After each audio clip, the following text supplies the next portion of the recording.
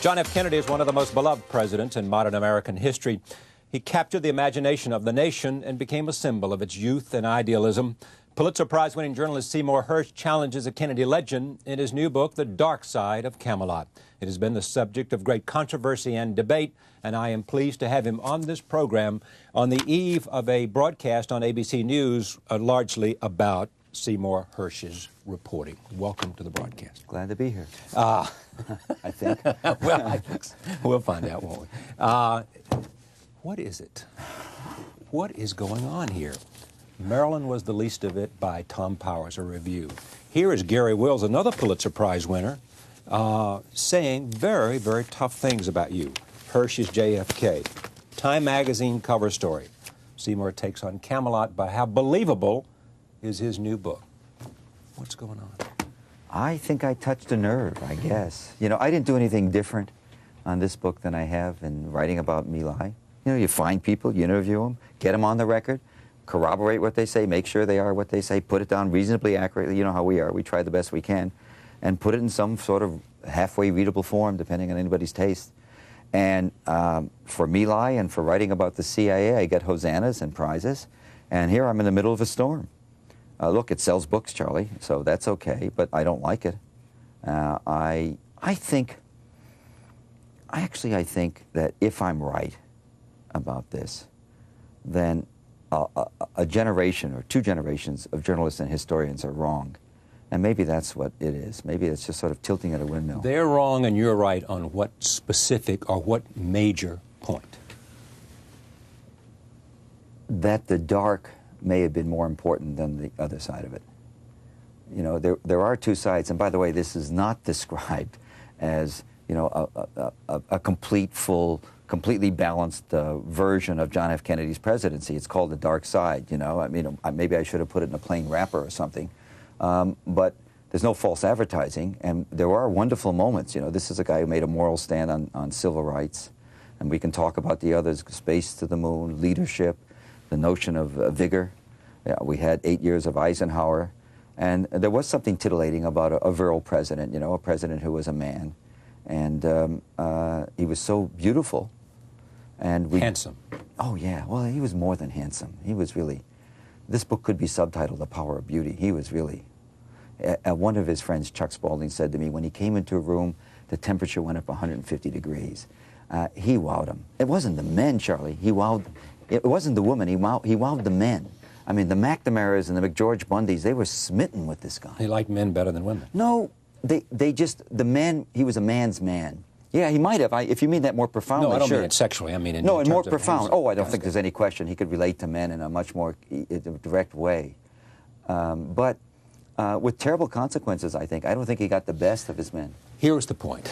After 5 years of research and this book and all the interviews, you come away with the conclusion that whatever his recklessness about his personal conduct, whatever he did that showed great risk, that did not say good things about him or would not have said good things about a president of the United States, despite all that, you think, or because of that, he put the country at risk, he made bad policies, he did what?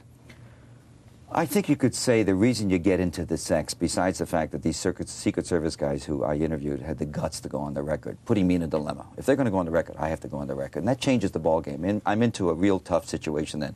Writing about somebody's personal life, I don't do it. And the argument about writing about his personal life in this book is I think it's a continuum. I think there was a certain recklessness in John F. Kennedy, an acute recklessness, sort of a... I can't put it, you know, there was a great killer in Chicago, a serial killer. I was a kid reporter in Chicago named Bill Hirons. Used to murder people and he'd write with lipstick on the mirror, "Stop me before I kill again." This guy was really out there sexually. And there was a risk there, and I see it in a lot of the policy. A risk to the fact that somebody might blackmail him? A risk to what? Of course, there was a per se risk that he wasn't taking care of himself. He is the President of the United States. And he's having liaison with women that the Secret Service don't know about, they can't protect, they're not looking at, they're not going through their purses, they don't know who's with him. That's one issue.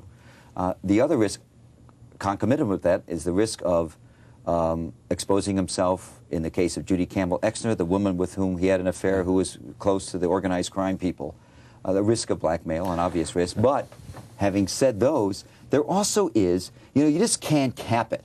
When part of your personality is one way, it's got to show off another way. In the missile crisis, I argue, he put us all at risk, perhaps very much needlessly. I think that he understood better than most how much his obsession with Fidel Castro led us into the missile crisis. I think he was very reckless. But as soon as you say that, historian after historian who looks at the facts, listens to the tapes that are there available now, comes to this conclusion: he performed well under pressure in that crisis. Not what created the crisis in the first place, but resolving the crisis. Depends on what you mean by and no sex got in the way, nothing else got in the way, and here was a guy but Charlie, we're not operating talking about at the sex, center of the Oval Office with great...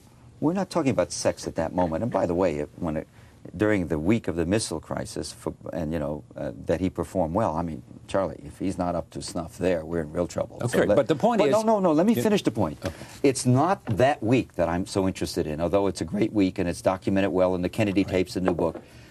Jack Kennedy, after the Bay of Pigs, when his discretion was stained, he was tarnished by the Bay of Pigs. He lost the Bay of Pigs. He had never lost anything before. And I write in this book that one aspect of the Bay of Pigs invasion was the assassination of Castro that was supposed to take place with the help of organized crime. There's a strong case for that, and it's on the record in some cases, most of the cases here. After that, he waits a few months, and then in the fall of '61, he jacks up the CIA again through Bobby Kennedy, his little brother, and his protector and his mentor and what you will, his best friend and his prime minister, and his cleanup man, the guy with the shovel and pail, following the elephant. He then jacks up the CIA and says, "I want him. Get that guy's body. I want him taken care of." No question, he's talking about killing him. And they then jack up the assassination plots. They bring in more criminals. They start doing it again. They don't have many assets in Cuba. They're complaining. They're complaining a lot. What the hell does this have to do with national security? By it's an obsession at this point. That's the word that's used a lot of times in interviews with me. The president was obsessed, mano a mano, who knows why. I mean, there was a lot of similarities between these two guys. Okay, but hear me out after you. Go ahead, make your point. All right, I'll get to it. He then jacks up, by early '62, the largest CIA station in the world is outside Miami. We're sending teams in all the time. We're planning. He sets up the Mongoose operation with Ed Lansdale, a former CIA guy, Air Force general. And they're plotting an invasion by October of 1962. All this planning in secret, known to Castro, known to Khrushchev. I think there's a very strong case, and most of the major historians now are beginning to look at more documents coming out from the Soviet side, not the American side, and concluding that Nikita Khrushchev puts the missiles into Cuba. Certainly one major reason was fear of what we were going to do to Castro. At the minimum, Jack Kennedy's continuing obsession with Castro gave Khrushchev the chance to try and get some sort of nuclear balance, or think he could. I mean, he's outgunned 3,000 to 250. And as McNamara says right away, what's the difference whether it's a missile in Cuba or a missile in a submarine? And by the way, in those tapes that were published, the Harvard tapes, the Kennedy tapes, and the first day of the crisis, Jack Kennedy says, "I'm sorry I made all those speeches about how important it was. I should have said we don't care." Yeah. He was stuck with his own rhetoric. He also said the New York Times should have printed the fact that he was planning an invasion, and they would have been better off if they printed it, right? Well, that was earlier, sure. Yeah. But that's Monday morning quarterback. Okay, but let me just stay with the idea. The point we're trying to get at here is your central conclusion, or one of your important conclusions, is that because of his recklessness, it affected the policies of the nation. Now, recklessness about sexual conduct influenced his decision-making. Recklessness. You're missing a point. Okay, that's what I'm trying to understand. The kind of recklessness you saw in his sexual conduct, which is easy to see, the sort of pretty extreme recklessness. I mean, photographs of him with women being distributed and stuff like that. I say that kind of recklessness you can't just cap. Bottom line, was this for you, when you look at this man, a successful presidency? How would you grade the presidency, taking away for a second, but not forgetting, whatever condemnation we have of recklessness and character? On the face, looking at decisions, looking at what happened on his watch, a good president or not? Not good. Not good. Oh, no. And your principal indictment is what? Let me keep on going on Cuba for one more minute. I know you want to move it along. He doesn't tell anybody about the deal. No president tells everybody everything. Come on, you know much better than I do. You don't sit there and say, you got some guys know something and some people know something. It was a crisis that may not have been a crisis. There's no sign, by the way, the Russians ever really planned to go to war. There may be something yet we still don't know about it. Right. He cuts a deal, and the one guy in the XCOM, that group, Ed Stevens, the one guy who advocated in the group, said out loud, let's trade the missiles. He has a story written about it. This is how I closed that chapter. He has a story written about Stevenson in which he has him buried as a man advocating a Munich, the one guy that advocated what actually happened.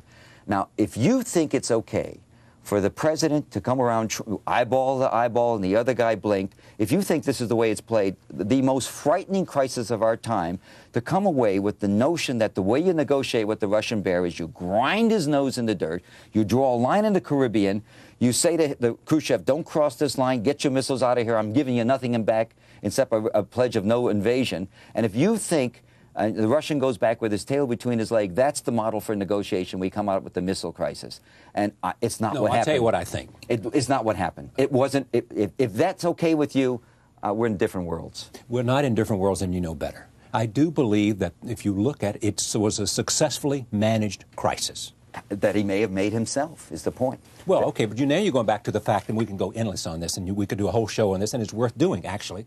But I disagree. I don't think it's successfully managed if you tell a lie to the world about what you've done. If you negotiate a compromise that's a good compromise, that's explicable to the world. You admired him for having the back channel. You've already said you did. You admired the president for having a back channel to Moscow. Think totally prudent in the case of but if you have a back channel, it's so you can make deals and you can have a relationship and you can communicate and work this thing out. Right? It doesn't mean that you leave a legacy that you didn't have to leave. Okay. That's all. You have to tell the truth about foreign policy. You simply do. I think when you have an agreement like this, when you're on the edge of war and you don't say what the reality is, how you resolved it, you're telling the future generations of the world, the next presidents, the only way you negotiate is you got to rub their nose in it. That's very dangerous. And let me say one more thing. Right. If it had been as serious as I'm not sure the Russians, I'm not sure there's a whole nother level to this. Who had the call? How did he structure it? Who had to make the decision not to go to World War III? How did he structure it? Who had to stop his ships? Khrushchev. Right. And do you really want that in a president, that he structures it so the other guy has to make the decision who's going to go to war? Wow. I don't think it's good management at all. And I'm sorry, I don't. That's what I write. Okay, I think they successfully managed that crisis. You and I could differ over that because you look at it and the thing speaks for itself. They turned the ships back and it worked. I think we're looking at a man who, in this case, what? In this case, I mean, but nobody who was at that table, Si. What table? The table in which they were in the Oval Office when they were considering what to do.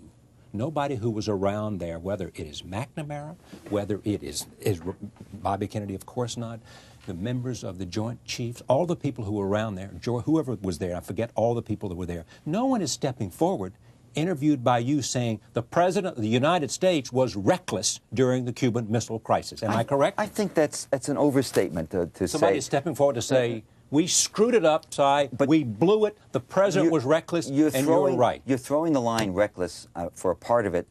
The recklessness for me was creating the crisis, not telling the truth, dealing with a group that doesn't know the whole story, leaving it so the other guy has to make the call. If the world's not going to end, it's going to be because Khrushchev makes a decision not to go all the way, which I think Jack Kennedy ultimately understood all along. He ultimately understood what? I would guess that there's more to this whole crisis. We're going to find out more. The Soviet archives, by the way, I would guess that Kennedy probably had to have some understing what he was going to do. Let me just go down this line with you. Sure. And let me just say one thing. I mean, you're not in different worlds. I'm not out to I'm out to get at Seymour Hersh, who spent 5 years looking into this president's life, and who is a brilliant investigative reporter, and who has won a Pulitzer Prize, and who's admired by many, many of us who are in the same profession. We're in the same profession. We're in the same place. So I don't want to be misunderstanding here as I try to find out where you're coming from. Sure. Having said that, what is it about this president, beyond style, beyond glamour, that you admire the most? Jack Kennedy. You said intelligent, so we got that on the record, too. There was something about him that was overwhelmingly appealing. As I said, I'm sure if I had been working for him, I would have admired him as much as the people that did. There was something I wouldn't have known as much Take a look at Richard Reeves' book on decision-making at the White House. He comes away with a favorable look at this president as a decision-maker in the Oval Office, does it not? This is a man who, at the end of his life, left us with a legacy in Vietnam. This is a man who authorized the first use of napalm in Vietnam, the first use of defoliants. He authorized Americans to begin flying airplanes. If you hadn't had the escalation Lyndon Johnson had from 17,000 to 550,000 in bombing, you would see a steady progression in Vietnam, although I don't think he believed in the war. Like McNamara's last book, if you remember, where McNamara acknowledged, and I think it's In Retrospect it was called. Yeah. But so, I think a president has to operate from certain fundamental principles. One of them is we assume the president is not going to put us into a war he doesn't believe in. And whatever you can say about Lyndon Johnson, who did terribly on the war, who I couldn't stand on the war, he believed in it enough so that he didn't run again. Well, I don't know that he believed in it in the end. I mean, I think he had huge doubts about that war. But he still, in the end, he could have changed his mind on the end and fought for the nomination. Instead, he walked away. He let it go. And Nixon, whatever you think about Nixon, and I'm one of those people who love to hate Nixon, he did Cambodia, all those things that were damaging to him. Yeah. I think he had a conviction. I think it was the wrong one, a totally wrong one. At least there was a conviction. As to how to end the war. I'm not sure, you know, I disagree with it. I'm not sure what Jack Kennedy really believed about anything, if you want to know something. I'm really not. He gave a wonderful speech at the American University speech on disarmament, on getting along with the Russians. I think June the 10th, something like that, 1963. And then 2 weeks later, he's in Berlin giving the Ich bin ein Berliner speech, the most rigid Cold War speech. So where was he in all this? I'm not sure. I mean, look, politicians say different things at different times. What was wrong with that speech? I didn't quite understand what's wrong with that speech. Nothing. It was I am a Berliner. It was a wonderful, dramatic speech. It just came 2 weeks after he'd given a speech talking about, you know, having to coexist. It's just different audience, different speech. But those aren't necessarily opposite ideas, are they? I'm a Berliner because of the bravery of you people who stand here with you. On the other hand, you're saying, you know, we want to end the Cold War. The place to give a speech ending the Cold War, it seems to me, would have been in Berlin. You know. Let me come to this. This must. You have received some criticism. You have been honored by the profession. You've gotten a Pulitzer Prize, and you've written books that have been bestsellers. You have been the gamut, and now this work will be on ABC television on Thursday night. When a fellow reporter says this, tell me what you say.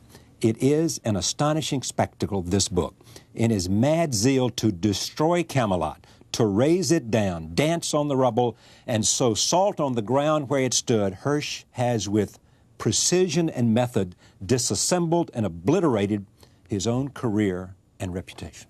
You mean, you're talking about the review of Gary Wills in the New York Review. I'm sorry I wrote about something he obviously, you know, what can I say? He's entitled to say what he wants. I don't think that's at all right. I think that's, you know, that's a pretty intemperate review, pretty angry tone of voice. This is a review that also says, Charlie, what's in here good, he says. Is there nothing good in this book? Practically nothing. And let me read you the next line.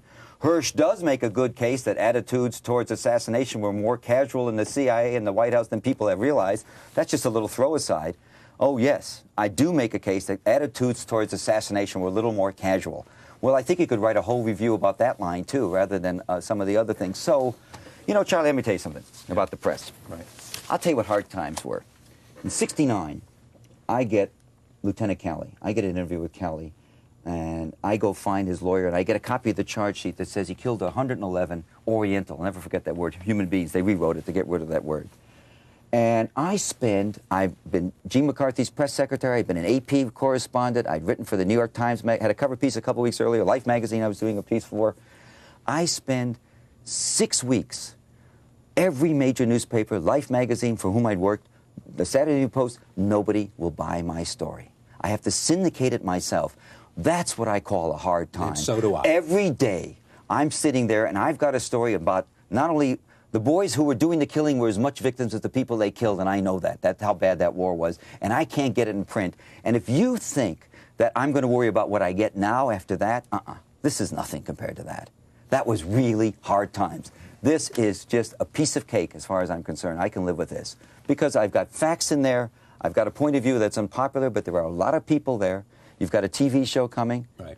I think you have something to show from it, right? I do. And people can see it for themselves. Having said what you just did, is the Cy Hersh that everybody stood up to applaud. not when he began to say this is a story, but after it was there and after you, with all the courage and with all the energy, did what you did in those difficult times. Is that the same reporter that's here in this book? What do you think? I mean, well, of course. Why not? Okay. Which happened to me? Have I suddenly gone local? I'm asking. No, you bet. Of course. Categorically, yes. Anything you would change about this book? What would you do different? Well, I guess I'd put a different name, a different bio. You know, I think my name attracts so much heat. You know, I mean, come on. you know. That's No, silly. I'm serious. What would you do? What would I do? Write it under a pseudonym, anonymous. Put it in white. No, I'm very proud of this book. Don't ask me that question because I'll tell you something, Charlie. I anticipated the heat. I started working with a wonderful friend, a great filmmaker named Mark Oppenhaus, a year and a half ago. Right. And one of the things I went to Mark about, I said, they're not going to believe it. They're not going to believe no matter how many times I quote it, no matter how accurately, it's going to be a storm. And I knew that. That's one reason. And I applaud ABC and I applaud Peter Jennings for having the guts to go ahead and put this on because it's in-your-face journalism. You can see for yourself, these are people talking. I'm not inventing it. It's very tough stuff. We have to deal with the reality and not the myth. And I'm sorry. I'm sorry that I come down so hard, but I do. And what is it you think is at issue here? It is that this is a president who has so many people, you know, who've been at what? I mean, this is a manipulative... What is it you've touched? Hey, look, Charlie, guess what? I come from the old school where I'm first generation. My parents were born in the old country. I love my country.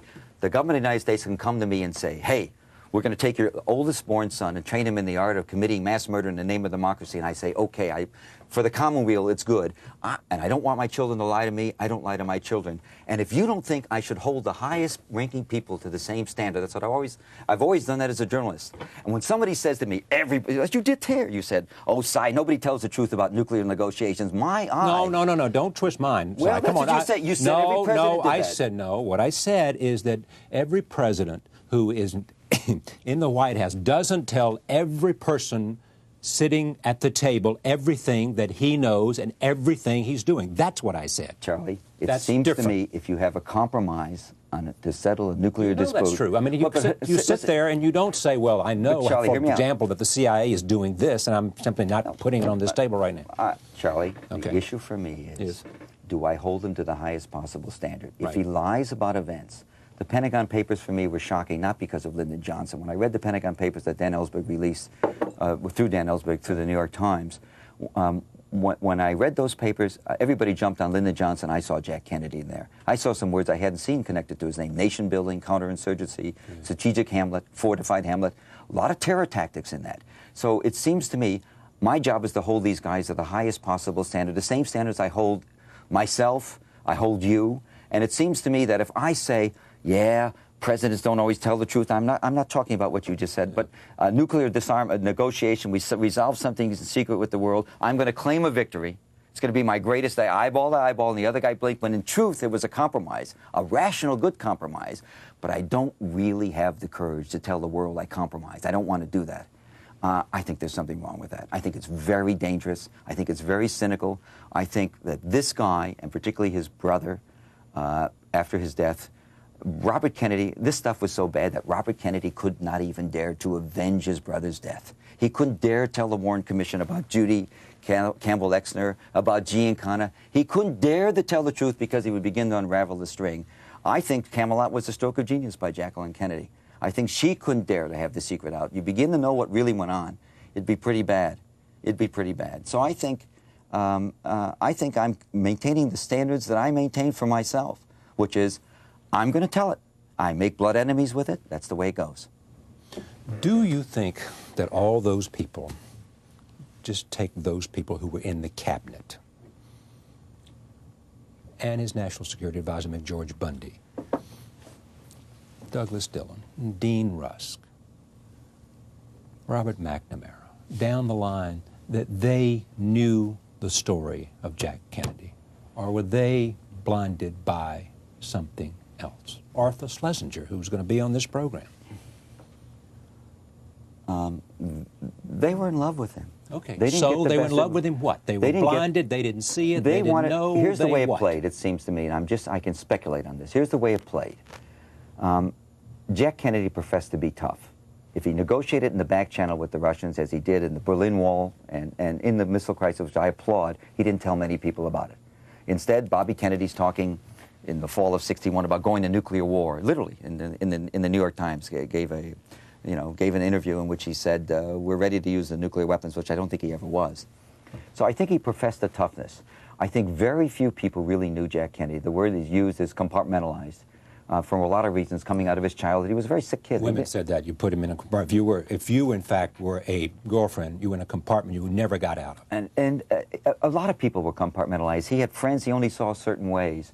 And so I think everybody saw his toughness and played to it. In the fall of '61, every single advisor... Okay. Wait, Charlie, let me finish this. Every single advisor in the Kennedy government, McGeorge, Bundy, Russ, they all recommended putting troops, hundreds of thousands of troops, a lot of troops, rather, into Vietnam. And Jack Kennedy said no because he was too smart to do that.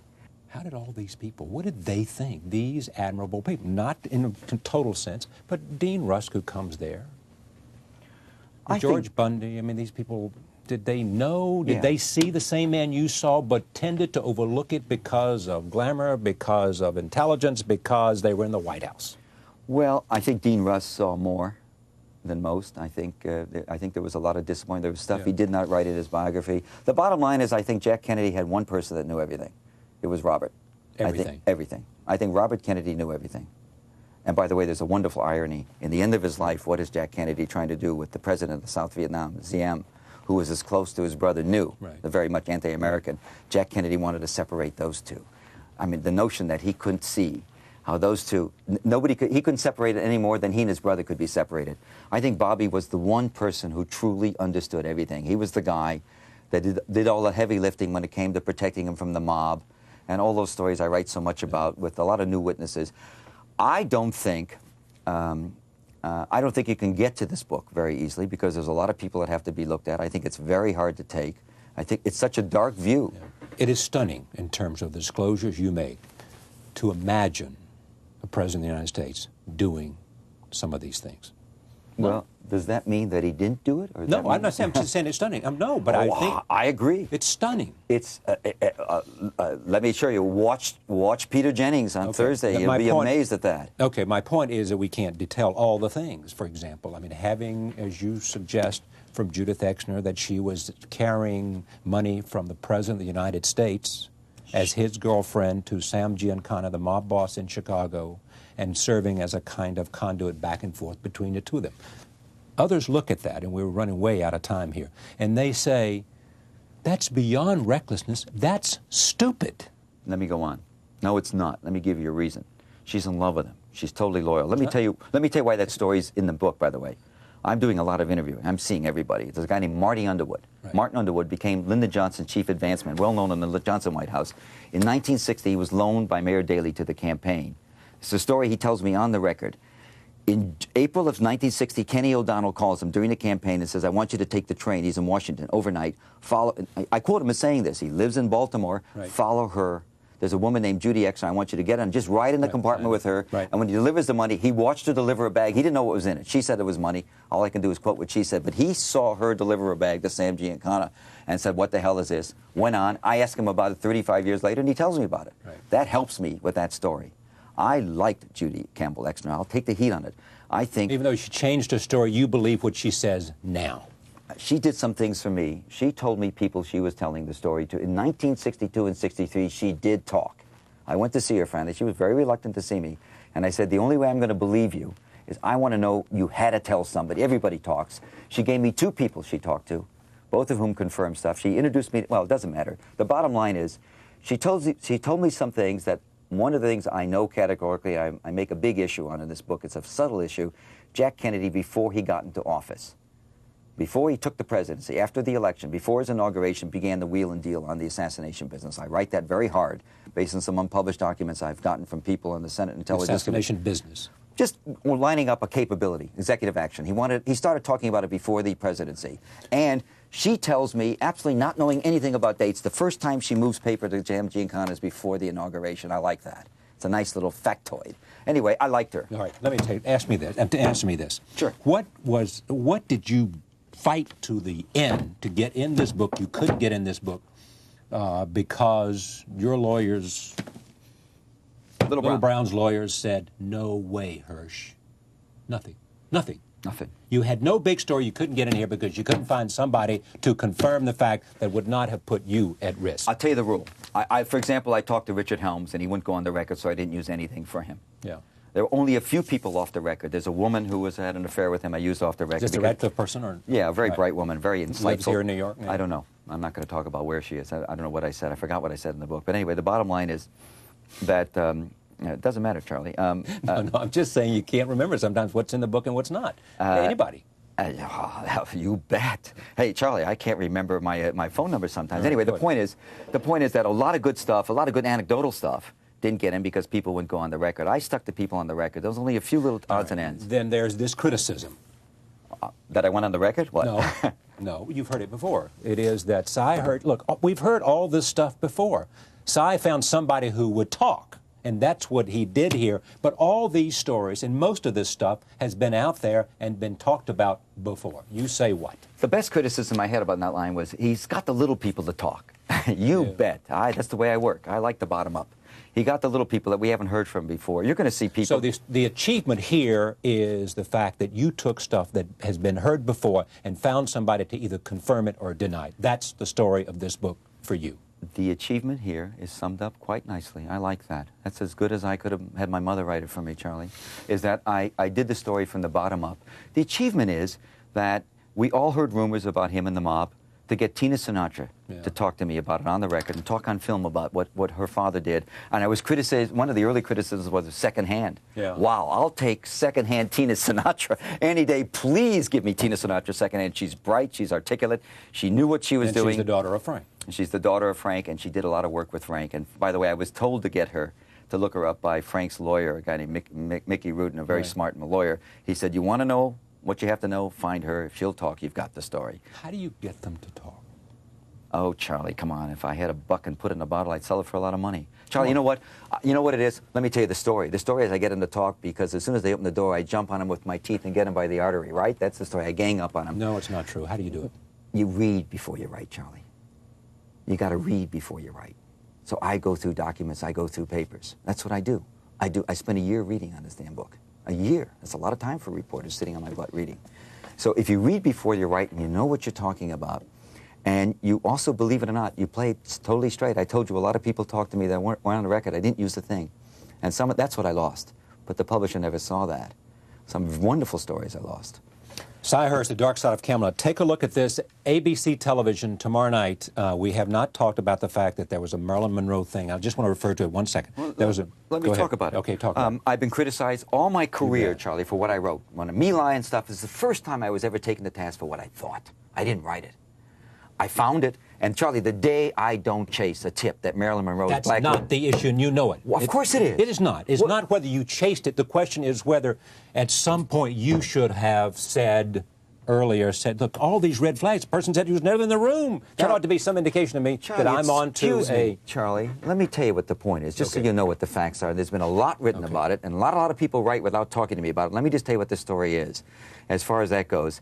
The story is very simply that I didn't care what people said to me because that's just an opinion. I had plenty of opinions that it was true from some of the same people that's saying it's not. So you have that. That's one of the facts of the world. People will tell different things after it looks bad. I cared about finding it empirically. I and Mark Oppenhaus, Lancer Productions, who did this documentary, we spent months trying to find this damn... There was supposed to be a side agreement with Jack Kennedy, a trust fund. We tried to find the trust fund. We broke into all kinds of banks to get into trust funds. We got into some credible access. Off-the-record access. We couldn't find the trust fund, and we did a lot of work on Marilyn Monroe. Ended up concluding it was a tremendous fight between I and Mark. We used to have tremendous fights about it. Ended up concluding that she never would have been able to blackmail him. She loved him too much. And so from that point on, that's early this year. Did you come to that conclusion before or after ABC News came to that conclusion? Way before. Come on. Way before. And let me set the record straight on that. We brought that conclusion to ABC News. That is a fact. Now, ABC News did finance the forensic investigation. They did find it. So from their point of view, ABC's point of view, they financed it, they found it. But then we're talking, the bottom line is, in the spring of this year, I guess. Am I right? This year still? Yes. It's still 97. In the spring of 97, by May, we got the first indication there was a real problem with the papers. We had to get a second opinion. You can't. This is all being argued by lawyers still now. Are they good? Are they not good? You know, people. You don't have any doubt that these are bad papers. Come on. Oh no, but 60 Minutes just did a show a couple of weeks ago, and I will tell you right now that we understood that for weeks before that, some of the people, Don Hewitt, thought they may have been good too. I just saw a reporter at lunch, a guy named Zoglin from Time Magazine, that said there was a moment when he thought they could have been good, even after I said they weren't good. They're beautiful documents. The bottom line is, as soon as we got a second opinion, it was over. That was by July of 1997. My publisher, I'm telling you what is a fact, Little Brown never saw that chapter of Monroe. It never got to her. It was gone a long time ago. That is a fact. Never got to your editor. But hey, you know, and it's not in the television. Listen, you know what? Live by the sword, die by the sword. You know, I mean, I took a lot of heat for it. I took a lot of heat for, and what you're really saying to me, Cy, you should have, you know, the bottom line is it's not in the book. I didn't print it. It didn't get close to being printed. Right. We made it public. The U.S. Attorney is now doing an investigation. There was some talk about going to the FBI. We decided, let's put it out on ABC and let it fall where it falls. We'll take, if there's a hit, we took a hit. Big, you know, I'm sorry about it. I wish it didn't happen. But I did nothing that wasn't consistent with, as far as I'm concerned, what an investigative journalist does. A lot of times, Charlie, we go after stories, and we can't see it to the end. No matter how much the evidence seems to be piling up on one side, you keep going. At some point, though, you say, wait a minute. Well, I've got to stop, and I got to look at this evidence, and this is not, this dog don't hunt. Yeah, but Charlie, what else did we do? That's exactly what we did. All right. The Dark Side of Camelot, Seymour M. Hersh, here, The Dangerous World, The Kennedy Years, airs Thursday at 8 p.m. on ABC. Here is an excerpt from that broadcast.